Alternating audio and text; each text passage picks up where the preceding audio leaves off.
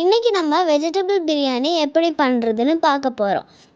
நல்லெண்ணெய் எள்ளை எடுத்து வீட்டிலே ஆட்டின நல்ல எண்ணெய், அப்புறம் நெய், பாலிலிருந்து ஆடை எடுத்து ஹோம்மேட் நெய் எடுத்துக்கணும். அப்புறம் வெங்காயம், பச்சை மிளகா, கேரட், பீன்ஸ், தக்காளி, சின்ன வெங்காயம், பச்சை பட்டாணி எடுத்துக்கணும். அப்புறம் பேன் எடுத்துட்டு எண்ணெய், பட்டை, கிராம்பெலாம் போட்டுட்டு வெங்காயம், தக்காளி, பச்சை மிளகா போட்டுட்டு நல்லா வதக்கிக்கணும். அப்புறம் சின்ன வெங்காயம் பேஸ்ட், இஞ்சி பேஸ்ட் போட்டுக்கணும். அப்புறமா பாலாடை போட்டுட்டு நல்லா வதக்கிக்கணும். அப்புறம் கர்ட், இன்னும் கொஞ்சம் பாலாடை போட்டுட்டு நல்லா வதக்கிட்டு அதில் கொஞ்சம் புதினா, கொத்தமல்லி போட்டுக்கணும். அப்புறம் மல்லித்தூள், மிளகாத்தூள், பிரியாணி மசாலா, மஞ்சத்தூள் போட்டு நல்லா இந்த மாதிரி வதக்கிக்கணும். அப்புறம்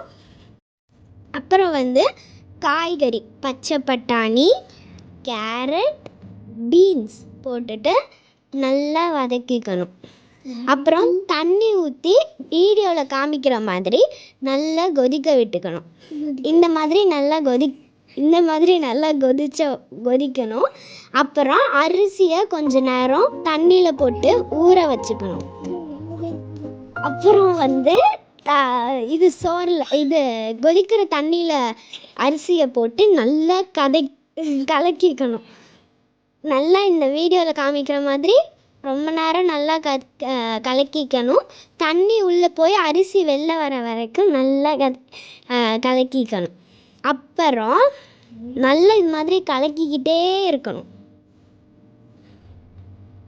அப்புறம் அதில் கொஞ்சம் புதினா, கொத்தமல்லி, நெய் போட்டுட்டு நல்லா வதக்கிக்கணும், கலக்கிக்கணும். அப்புறம் இந்த மாதிரி டப்பாவில் அடைக்கிற மாதிரி மேலே நல்லா இந்த மாதிரி கரண்டியை வச்சு தேய்ச்சி விட்டுட்டு குக்கரை மூடி 10 நிமிஷம் சிம்மில் வச்சு வேக வச்சுக்கணும். விசில் போட்டு நல்லா வேக வச்சுக்கணும். அப்புறம் எடுத்தால் நம்மளோட டேஸ்டான வெஜ்ஜு பிரியாணி ரெடி. இப்போது உங்களோட வெஜ்ஜு பிரியாணியை ஜாலியாக சுட சுட சாப்பிடுங்க. பாய்.